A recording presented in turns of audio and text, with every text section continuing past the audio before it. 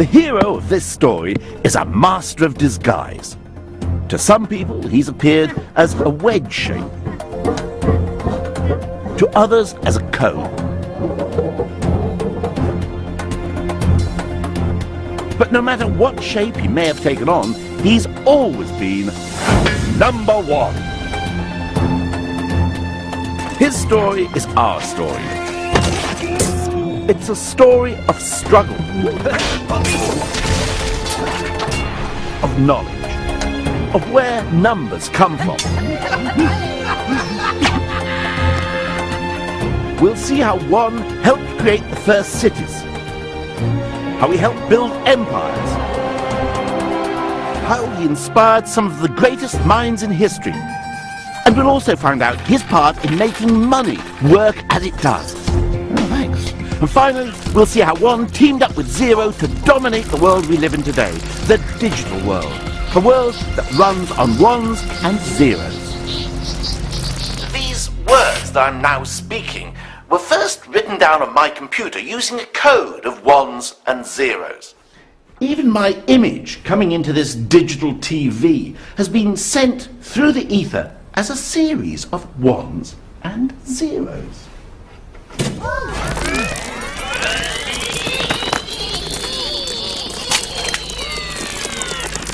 So how did these two digits come to dominate our world?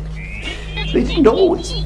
In fact, for most of human history, zero simply didn't exist. It's one that really counts.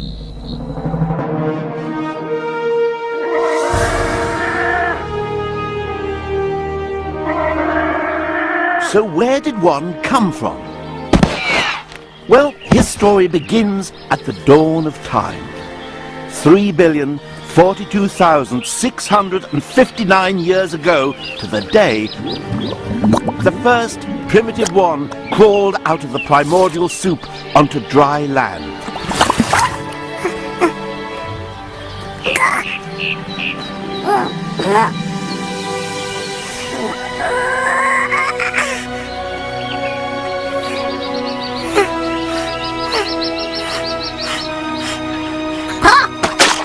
Nah, not really. Just joking. In fact, the origins of one are shrouded in mystery. It's a mystery that only our earliest ancestors can answer.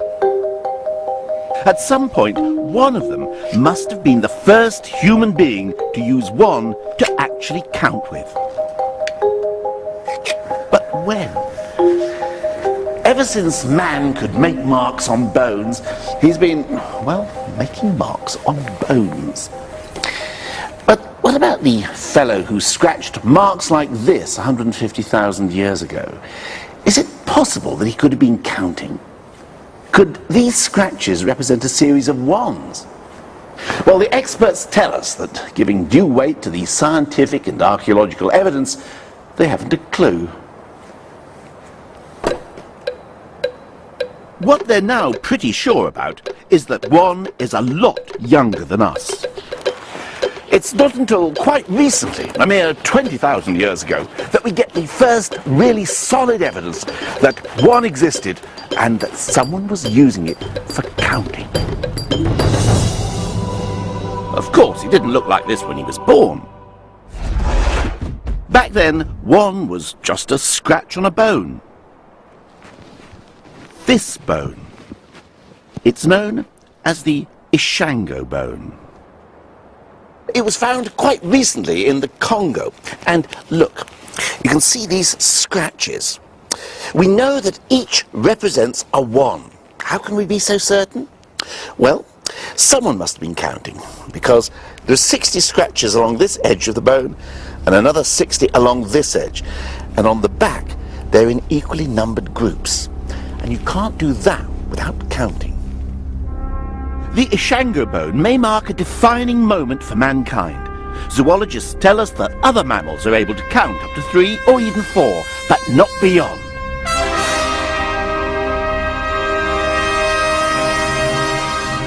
By turning one into a scratch, our early ancestors could count to 4, 5, 6 if they were real clever clogs. In fact, they could count any number of ones they wanted.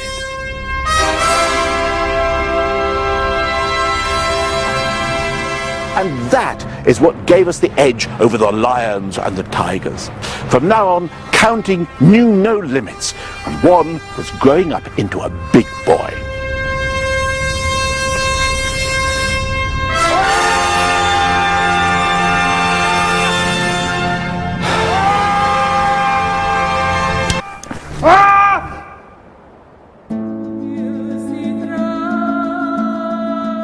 In the meantime, human beings were moving up the property ladder.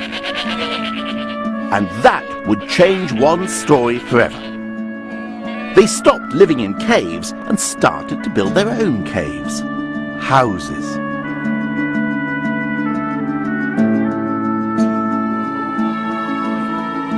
The next great event in one's life was to happen in the ancient civilization of Sumer. Here in the Middle East in about 4th... there you are. Around this time, the people of Sumer decided to give one his independence. They stopped scratching on a bone and set him free by representing him as a token. This transformation changed not only one's life, but the course of history. The invention of tokens allowed the Sumerians to do something that nobody had done before. If you add notches to a stick or a bone, you can do just that, add. But with tokens, you can take away. So, say you've got 6 chickens and you eat 5 of them. Well, look what you've got. Indigestion. No. You've invented arithmetic. It was the biggest breakthrough in one's life so far. But why did it happen here? To find out, we have to go somewhere where it didn't.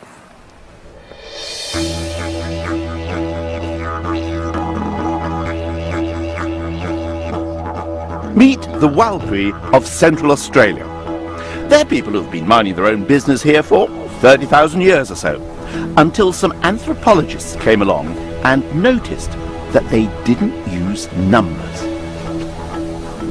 People get very interested in Walpuri because in our language we don't use numbers. We have a word for one, but that's about it. Until recently, the Walpuri have got by without using numbers. How on earth have they been able to manage? The things that you do in your world are done differently here. Take Jabulari here. He never grew up with any numbers at all. Nearby Jabulari. I'm not a martada. Kendra. I'm not a Kudo. Pun. Bijan. Jabulari names his grandchildren. What he doesn't say is 4. It's just not in his vocab. Pun. Older generation Walpuri don't talk in terms of exact times of day, just the position of the sun. They don't even deal in distances because their land is mapped out not with numbers but with songs, which contain all the information they need. These timeless songs, deeply rooted in their culture, are a source of huge national pride. I should be so lucky, lucky. I should be so lucky in love. Oh yeah, I should be so lucky, lucky. The fact is, in traditional Walpuri life, they didn't really need a number system, let alone arithmetic. So why, on the other side of the world, 6,000 years ago, did the people of Sumer feel the need to turn one into a token and invent maths?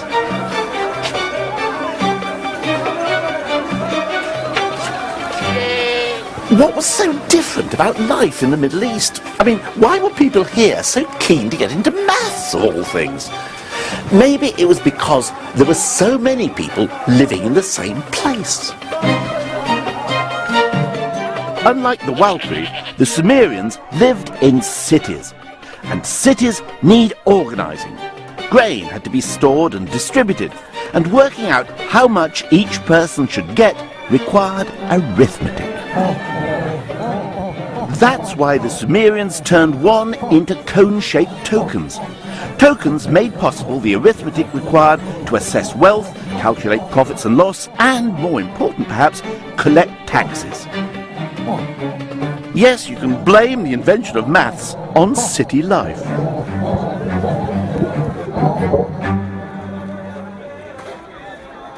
The ability to do arithmetic wasn't the only thing the Sumerians needed for their civic programs.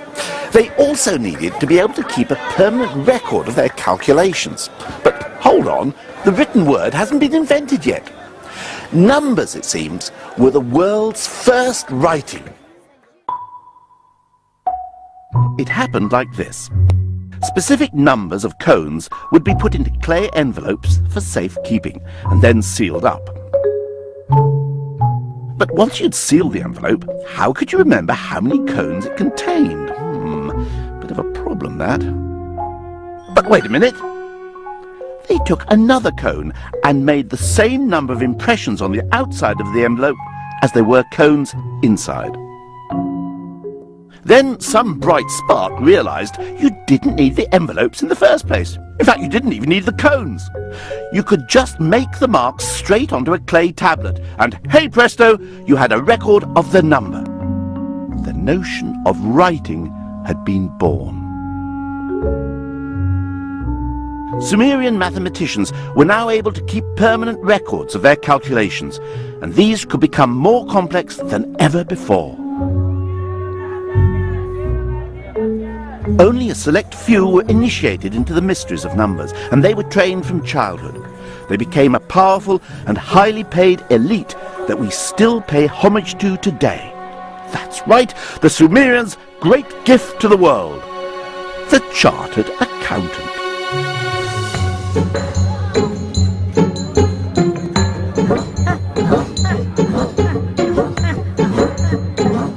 One was now disciplined and organised as never before.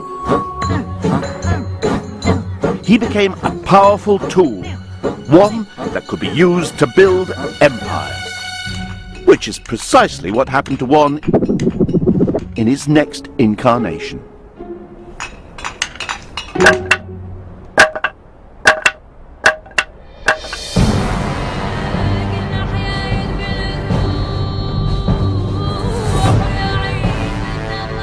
In the hands of the Sumerians, one had become part of a complex counting system. The Egyptians were going to stretch his talents even further. As well as walking very slowly, not smiling and standing in formation, Egyptians loved big things, big buildings, big statues, big armies. They also came up with some really big numbers. And the way they wrote them down provides a fascinating reflection of the hierarchy of Egyptian society. First come the numbers of drudgery and everyday toil. One was a plain, unadorned line. 10 was a rope. 100, a coil of rope. All humble workaday numbers. But then come the numbers for aristocrats, numbers to impress. 1,000 is a lotus, symbol of pleasure. 10,000, a commanding finger. And then the number for pharaohs, a number the Sumerians never even dreamt of. 1,000,000. The sort of number only a pharaoh would need to count his prisoners.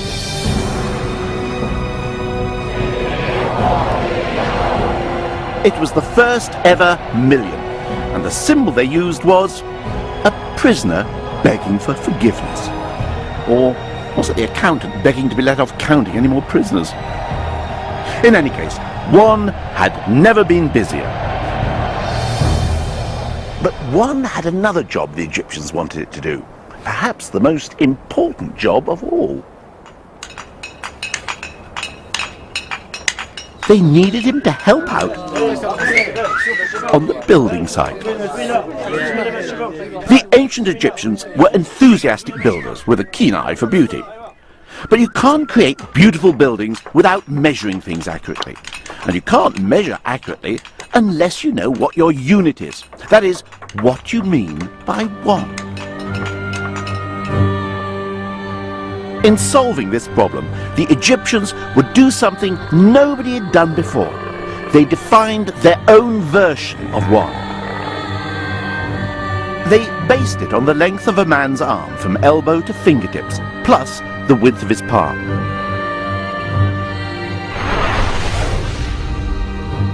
One was now known as the cubit, the measure of everything.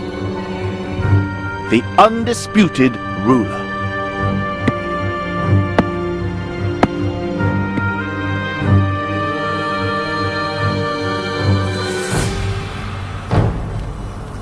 These official wands, the master cubit sticks, were so important they were jealously guarded in the temples.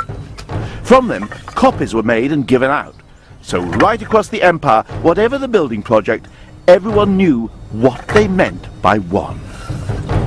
And with this simple measuring stick, the Egyptians were able to complete their vast construction projects with astonishing accuracy. If one hadn't become the cubit, some of the wonders of the world might have been, well, a little less wondrous.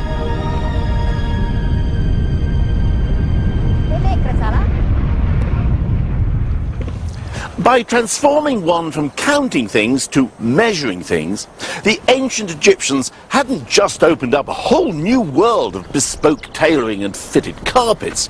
They had made one the measure of all things. One had become the ruler. But its destiny was even more special. One was about to become the essence of the universe.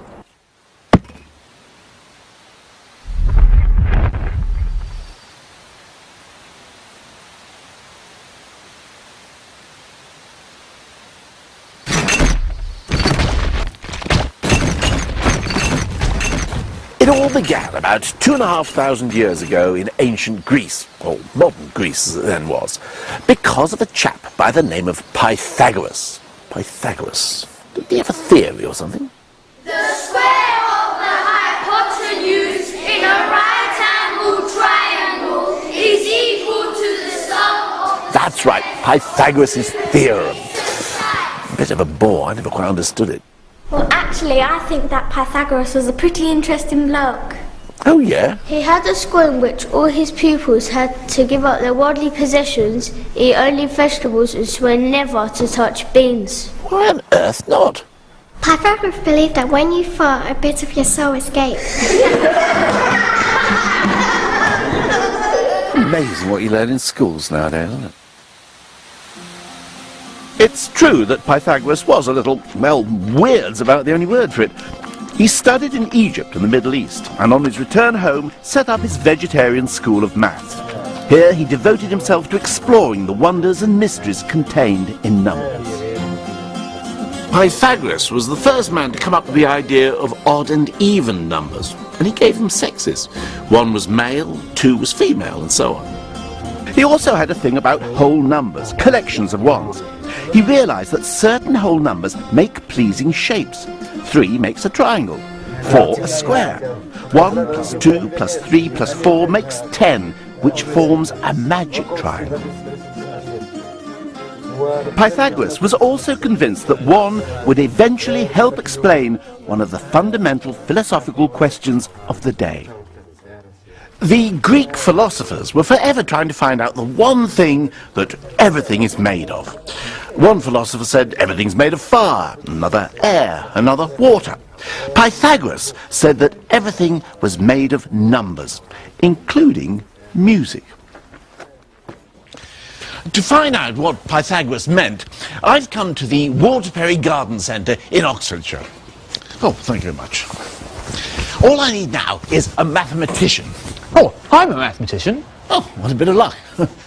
But if you want to find out about Pythagoras, music and maths, we're going to need some pots of rather different sizes. Good Lord. Perfect. Pythagoras wanted to understand why certain combinations of notes sounded so beautiful and harmonious. So if we play a pot, we get a note, la. But if I combine it with the note of this pot, la, it's rather a bad combination. Let's listen to them together. Oh, yes, that doesn't work at all, does it? But if I play this pot here, la, la, that's a beautiful combination. Let's hear them together. But why is it such a beautiful combination? And the answer is mathematics. The relationship between the weights of these pots is in a perfect 1-to-2 relationship. And it's that combination of whole numbers which makes this such a nice sound. As opposed to the first pot, this is sort of a 1 to 1.264, not a nice whole number relationship, which is causing the bad sound. So Pythagoras is saying that the harmonies are combinations of whole numbers. That's right. Numbers that are collections of ones. Pythagoras realised that these whole numbers are really why things sound so beautiful, and it excited him so much he realised that really mathematics was the base of everything, that it would explain musical harmony and the cosmos, and this is why he coined the phrase the music of the spheres. So, shall we? Oh, I don't see why not, yes.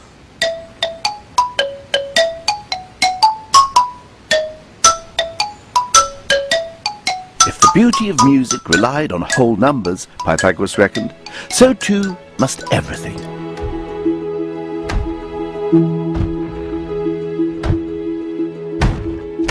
And since whole numbers are collections of ones, one must be the essential material out of which the universe is constructed.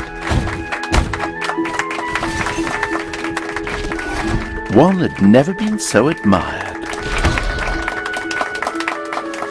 But ultimately, Pythagoras' whole belief system was doomed. And ironically, it was the triangle that made him famous, which was to prove his undoing.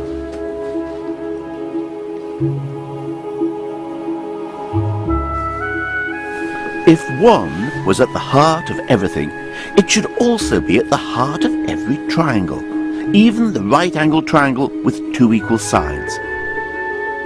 The problem is, it's not. Pythagoras kept trying to make all three sides an exact number of units, but it just couldn't be done. When one of his disciples tried to point this out, the others drowned him. Pythagoras' whole belief system that the world was made up of units was a lie.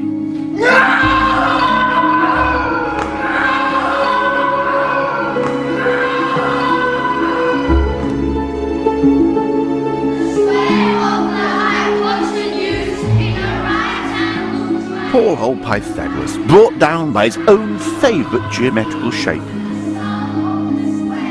One, however, was about to embark upon a new career. Only first, he would have to become a little less real. Like everyone else before him, Pythagoras couldn't conceive of numbers unless they represented actual things. One was not a one unless it stood for one chair, or one step, or one television presenter. But the mathematicians who followed Pythagoras broke free of these constraints. Yep, Archimedes, famous today as the world's first streaker, but in fact the greatest mathematician of ancient times. Archimedes just loved playing games with numbers, and he took mathematics into the realm of the unimaginable, because in these games he allowed numbers to do impossible things, like working out how many grains of sand you'd need to fill the universe. And yet, daft as some of these mathematical games may seem, they sometimes came up with practical results that we benefit from to this day. For example, he was obsessed with what would happen if you took a sphere and turned it into a cylinder. What would be the difference in area covered? Well, personally, I don't give a fig. But for Archimedes, it was the proudest moment of his life when he finally succeeded in working out the formula. And although it was a piece of pure mathematical bravado, it did actually prove to be amazingly useful in the end. Because thanks to Archimedes, later mapmakers could take the globe and turn it into a flat map.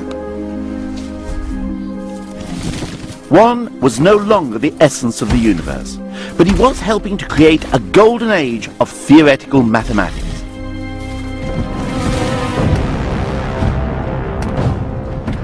But a new force was at large in the world, and one was about to be dominated by a people who had rather different obsessions.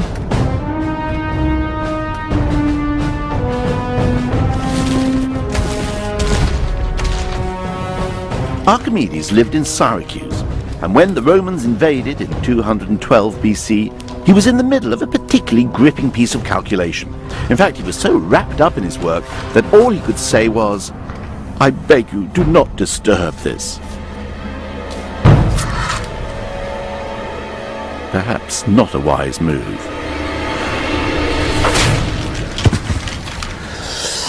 It was the end of theoretical mathematics in the classical world. The Romans weren't interested in airy-fairy abstractions like how to calculate the weight of all the goats who ever lived. They were interested in power. Whether he liked it or not, one was now a servant of Rome. He had to leave the dizzy world of abstract mathematics behind him and get on with more practical concerns.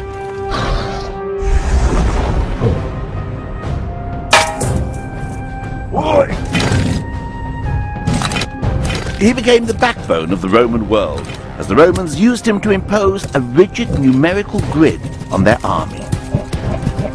There were 10 men in a section,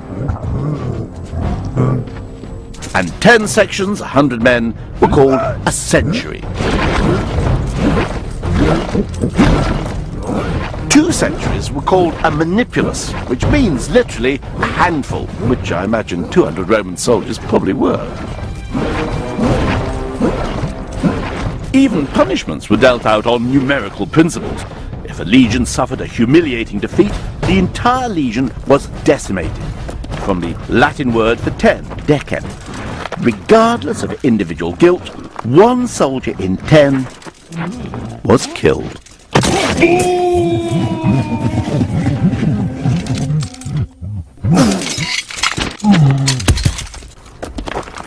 The great aim of the Roman world was to keep things ticking over. Theoretical mathematics just wasn't them.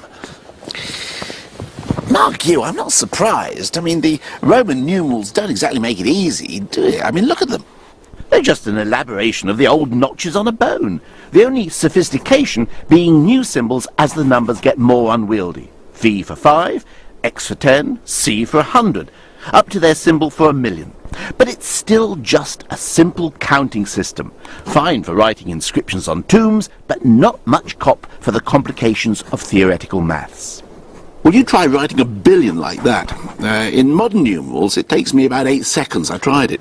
In Roman numerals, it would take something like 16 minutes. It's no surprise, then, that Roman numerals weren't even used for calculating. The actual calculating had to be done on a counting board, an early version of an abacus.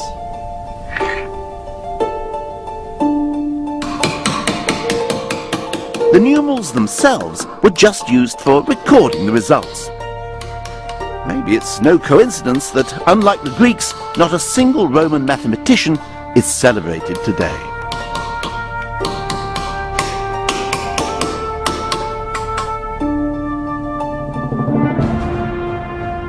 As Roman power spread, so too did its numeral system. Over the next 500 years, all of Europe, from Spain to Turkey, came under Roman control. And even when their empire eventually crumbled, their numerals were left standing. But though the Roman system might have seemed indestructible, it wasn't. Its nemesis came from the east, to be precise, from India, in 500 AD, or thereabouts.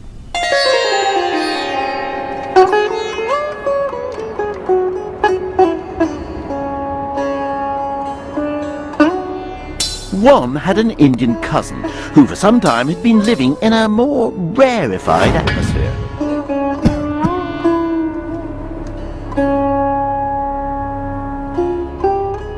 The Indians seem to have been less concerned about military organization than about renouncing the world and finding enlightenment. But Nirvana isn't just down the road. To reach it is a very, very long journey, which takes a very, very long time. And to convey that fact, the Indians came up with some stupendously big numbers.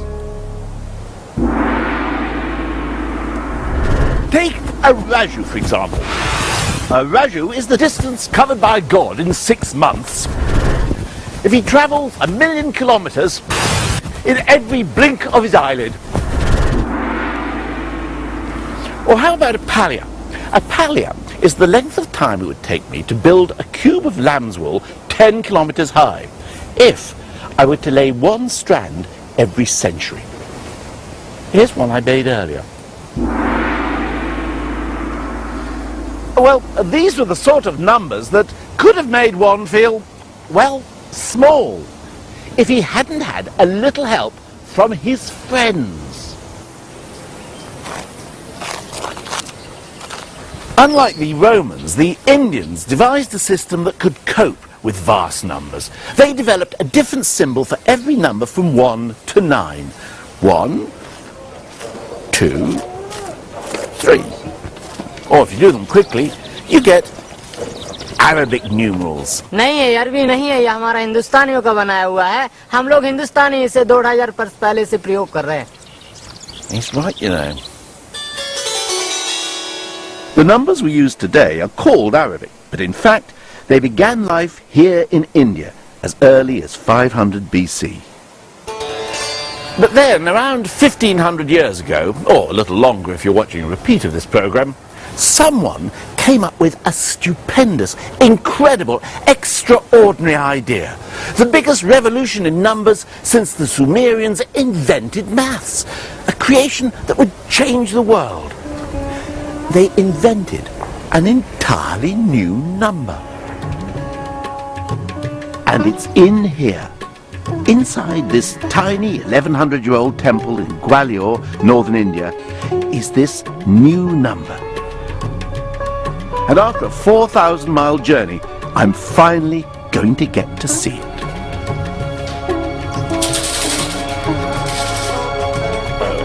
Nick, it's locked.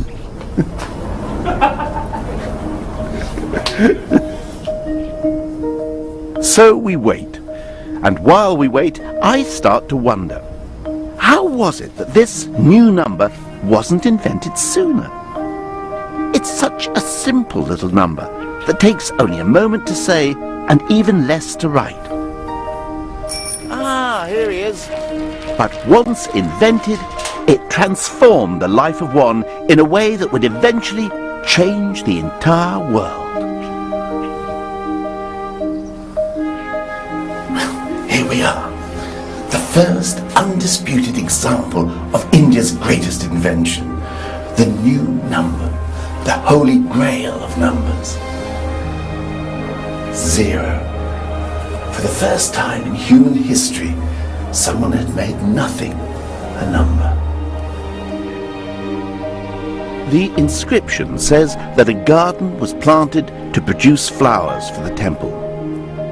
And to ensure that they had enough, that garden had to be 187 by 270 hastas, about 20 acres.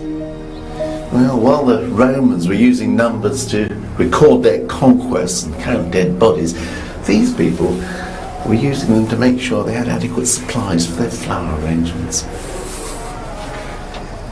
Well, you might say, what's all the fuss about? I mean, what's so wonderful about inventing a symbol that means nothing? I mean, if somebody asks me how much I've got in my hand, I can just say, well, I haven't got anything in my hand. I don't need a 0 to do that. Well, a 0 on its own would be nothing, well, obviously. But when you teamed 0 up with 1, magic started to happen.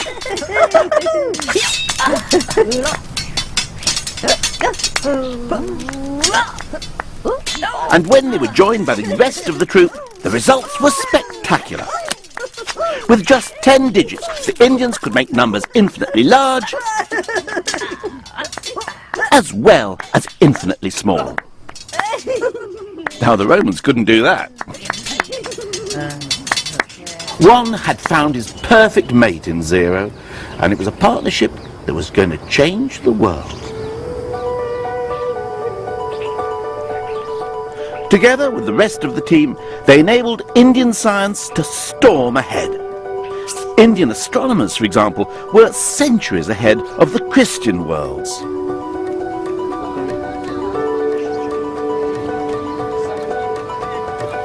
Indian scientists worked out that the Earth spins on its axis and that it moves round the sun, something that over in Europe Copernicus wouldn't figure out until 1,000 years later.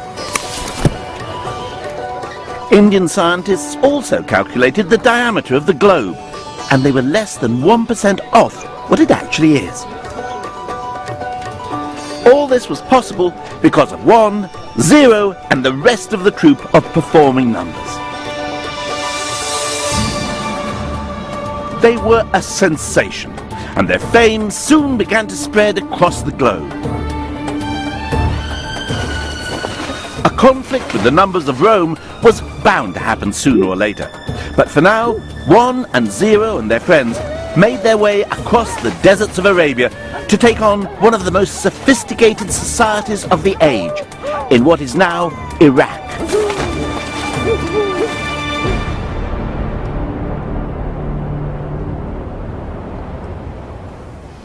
When Islam was little more than 100 years old, Baghdad was ruled by the great Caliph Al-Mansur. Now, the Caliph wished his people to live according to the Quran, so he set up courts and judges to apply the law of the Prophet. Now, the law of the Prophet is full of instructions that require serious mathematical calculations if they are to be carried out exactly. For example, unlike Christianity, the Quran insists that women share in any inheritance. The book says there is a share for men and a share for women, each share depending on the number of other relatives and their relation to the deceased. Working all that out required fractions and ratios, but these were people who counted on their fingers. It's not like they weren't up to complex arithmetic, it was just their number system was holding them back.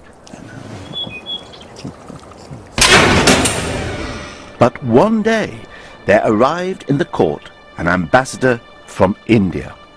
He had to present the great Caliph with a gift of some sort. But the Caliph was a man of infinite riches. It was hard to know what to give. I mean, an I Love India t-shirt was hardly going to do the job. The ambassador, however, had thought long and hard about this, and had decided to present the Caliph with the greatest gift he could think of. The gift of numbers.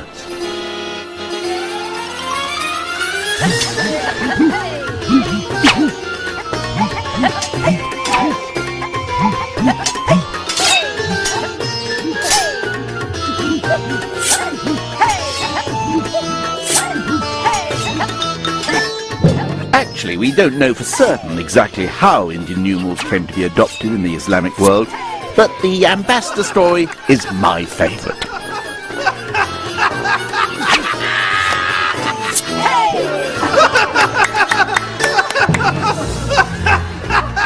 What we do know is that Muslim scholars were bowled over by 1, 0 and the rest of the troop. And the most famous of these scholars was a man by the name of Al-Khwarizmi. Al-Khwarizmi. Al-Khwarizmi. Khwarizmi? Al-Khwarizmi. Al-Khwarizmi. That's right.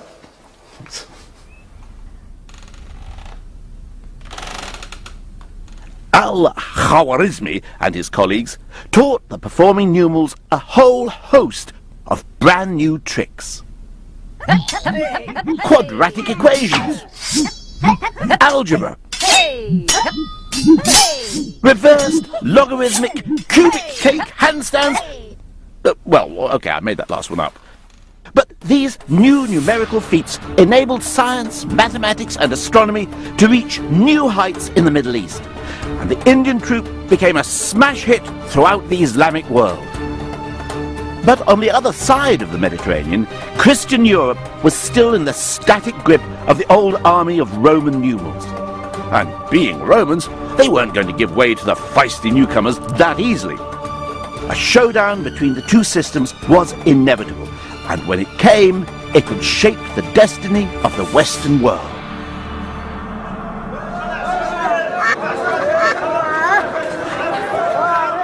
The beginning of the end for the Roman numerals started on the shores of North Africa.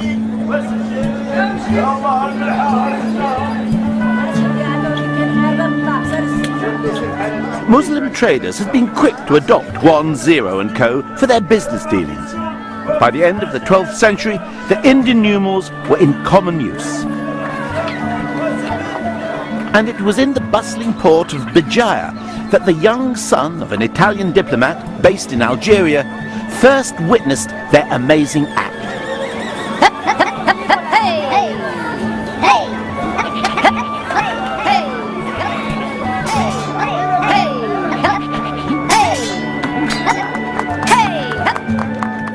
When I had been introduced to the art of the Indians' 9 symbols, knowledge of the art very soon pleased me more than anything else, and I came to understand it.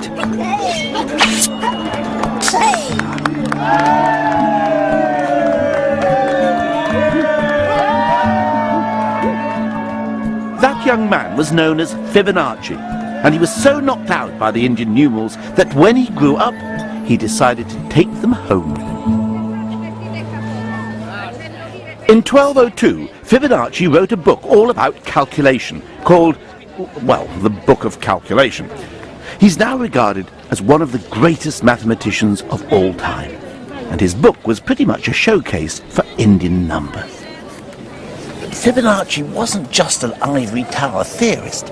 Part of his Book of Calculations was aimed specifically at merchants, showing them how useful Indian numerals could be for, say, calculating their profits. Not exactly a page-turner, you might think, but this was a time when capitalism was beginning to come out into the open in Europe. Fibonacci's book was a must-read.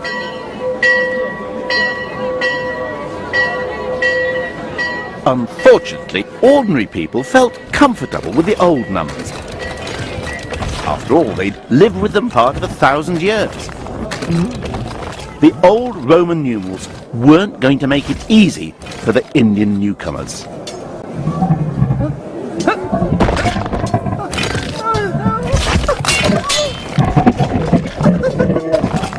And it wasn't just a question of tradition.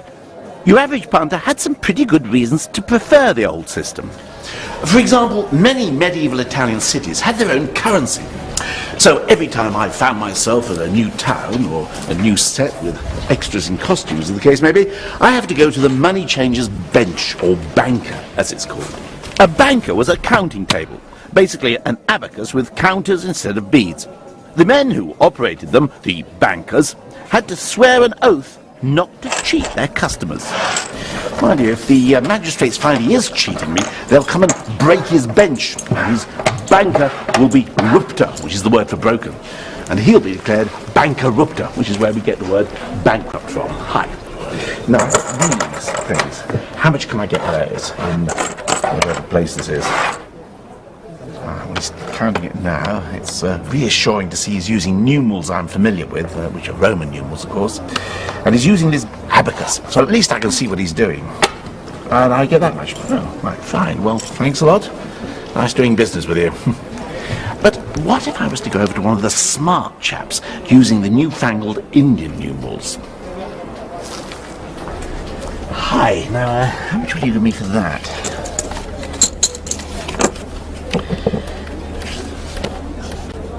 Now, you see, this is the problem. You see, as a medieval punter, I've got no idea what he's writing. I mean, no wonder people were suspicious. I mean, if my bank started keeping my accounts in Chinese, I'd be suspicious. Oh, thanks. I've got no idea how you arrived at that. But thanks anyway. This distrust went right to the top. In 1299, the city of Florence actually banned merchants from using the new numbers in accounts. They had to use Roman numerals. But no number was treated with more suspicion than one's partner, 0. One writer called 0 a sign which creates confusion and difficulties.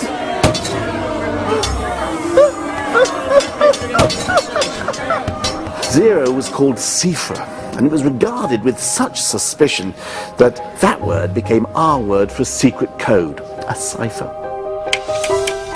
But the days of the old system were numbered. I suppose you could blame good old human greed. The traditionalists who clung to the abacus and Roman numerals had never had to calculate interests on loans because the Catholic Church said charging interests on loans was a sin. It was called usury. But come the Reformation, the Protestant churches were more business-friendly, and the long-held Christian objections to capitalism seemed to, well, disappear. So, in this new money-lending, interest-charging environment, which would prove the more useful, Indian numbers or the abacus? Well, let's find out. On my right, one first-class mathematician. On my left, one first-class abacist. So, supposing I lend someone £10 at 0.5% interest a month, how much do they owe me at the end of the year? Okay? Ready? Steady? Go! Kimmy's been an abacist since she was just 15 and is using a modern Soroban model. But just as they did in the 16th century, she's rounding her numbers to the nearest penny as she goes. Let's hope she can round herself up into first place. Marcus is using a pen and paper, so he's working to an eye-popping 12 decimal places. He lives in North London with his lovely wife Shani and 3 charming children. He's not big, but he is clever. Kimmy has got an answer. Kimmy, Yes. what's your answer? £10.60. £10.60. Yes. So compound interest after a year would be £10.60, and the abacus seems to have got there before the mathematician. Well, I don't want to put a damper on things, but I think that answer is actually wrong. I've got an answer of £10.61.6777664035 to be precise. I've actually picked up the subtlety of compound interest, which is it's a little bit each month, but it adds up, so I've got this extra 1.67p. For the medieval businessman, it would mean the difference between making a living and not. Maybe that's why the abacus user looks so miserable. As capitalism gained respectability, calculating interest and compound interest became de rigueur for any self-respecting businessman.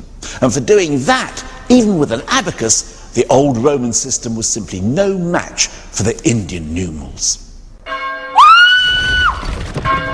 So, centuries after Fibonacci had brought them to Europe, the Indian numbers finally outmaneuvered the lumbering old Romans.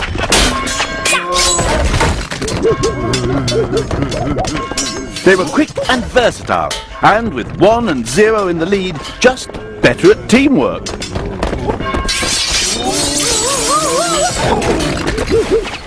When the end came, it was a pushover. The old Roman numerals were at last bancarupta. But 1 and 0 had even bigger plans for the future, and they didn't include the other numerals. In the meantime, the full troop of Indian numbers took over the Western world. With them, European navigators found it easier to calculate their latitude, and so dared to cross the great ocean out of sight of land. That's how they stumbled on America. And the new numbers became the vocabulary of modern banking as we know it. But there was still plenty of room for that old problem, human error.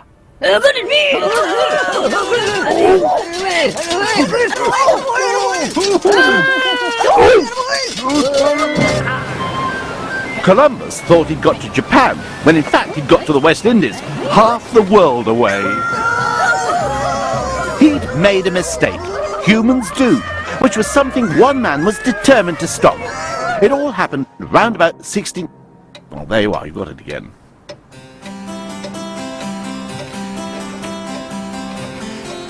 Gottfried Wilhelm Leibniz was one of the greatest mathematicians of all time. He set out to rid mankind of the curse of human error.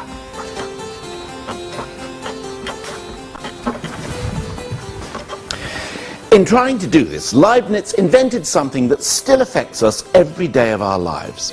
What's more, it's an invention that was to give our old friend Juan the chance to rule the world. Leibniz was convinced that he could eradicate error by inventing a mechanical calculating machine. And in fact, he built one, using all the numerals from 0 to 9. But then he had a better idea, and it was one that was inspired by his philosophy. It is true that as the empty voids and dismal wilderness belong to 0,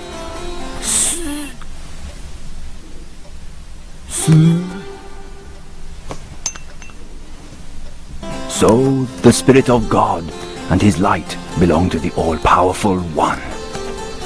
In other words, to paraphrase Leibniz very, very, very loosely, the universe is a bit like a Swiss cheese, which some of us have suspected for years. The holes are just as important as the cheese itself.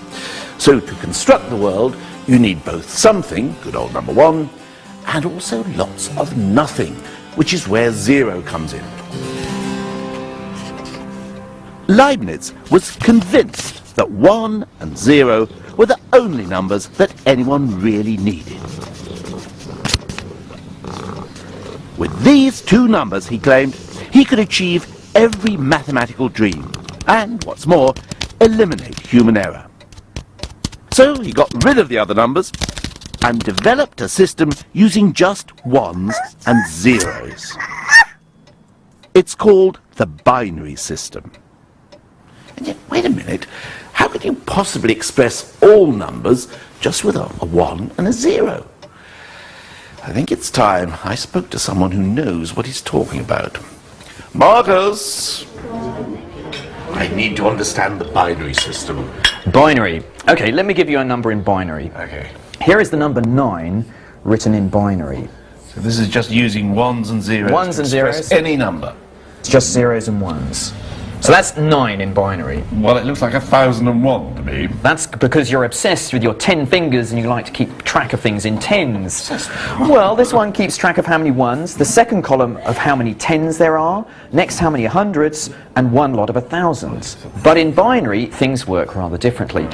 In binary, what the columns keep track of is how many 1s, how many 2s, how many 4s, and how many 8s there are. Here we have an egg. We're only allowed to represent these numbers using 0s and 1s. Yeah. Okay, so we're only allowed either to put an egg in or not have an egg. An egg in is 1. An egg represents 1. So let me show you what 9 is in binary. One lot of 8, so I have an egg in the 4th column. It's a 1. Yeah, that's one lot of 8 in the 4th column.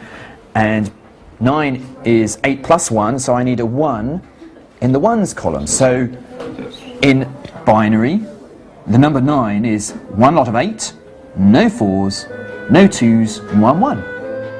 Amazing. But what about the other numbers? Well, after just 3 short hours of tuition, I began to see that it was possible, after all, to make every number using just 1s and not 1s. What's more, I became convinced that you don't need to do it with eggs.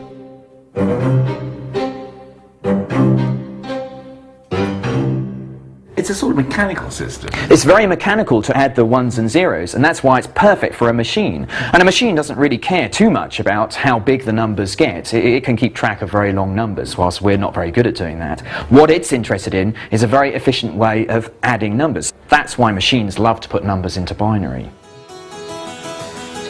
And Leibniz designed exactly such a binary machine. Only his was using metal balls dropping into slots instead of eggs and egg cups. From now on, mistakes would be a thing of the past.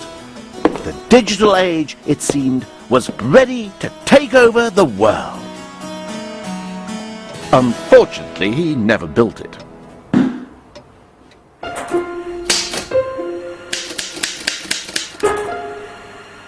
1 and 0 would have to wait another 265 years before they could step into the limelight.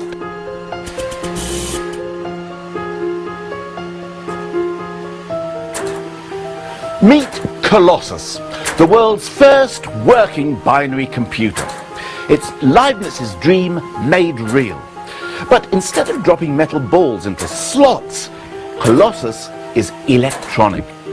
In here, 1 and 0, something and nothing, have finally come into their element as electrical currents, on and off. Colossus was created during the Second World War and installed here in Britain's code-breaking centre at Bletchley Park. It has 1,200 valves, miles of wires, hundreds of mechanical components. But just like all computers today, the beating heart of this machine is 1 and 0. In their electronic binary form, 1 and 0 performed millions of rapid calculations, enough to crack the enemy's codes before the Germans had even sharpened their pencils. Thanks to Colossus, the Allies knew what the German messages said even before Hitler did. And it may be that this extraordinary contraption helped shorten the war by as much as 2 years. The technology that started here in Bletchley has changed our world forever. You remember all those reasons for using and understanding numbers, doing astronomical calculations, working out measurements, and juggling with the divisions of property? Computers can do it. Working out percentages, currency exchange rates, and compound interest. All that calculation that preoccupied and sometimes perplexed the great minds of antiquity. Just leave it to the computers, and we can all simply be happy ignoramuses, not even knowing whether the answer's right or wrong. And that's got to be a good thing, isn't it? Terry? Where are you going, Terry? I say, you're not leaving me, are you, Terry? Terry! Terry! In the computer age, our whole world runs on a stream of ones and not ones.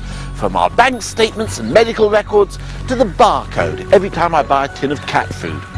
And the rest of the numbers can be consigned to the dustbin of history. 1 and 0 are all we need. The old performing duo have come out on top.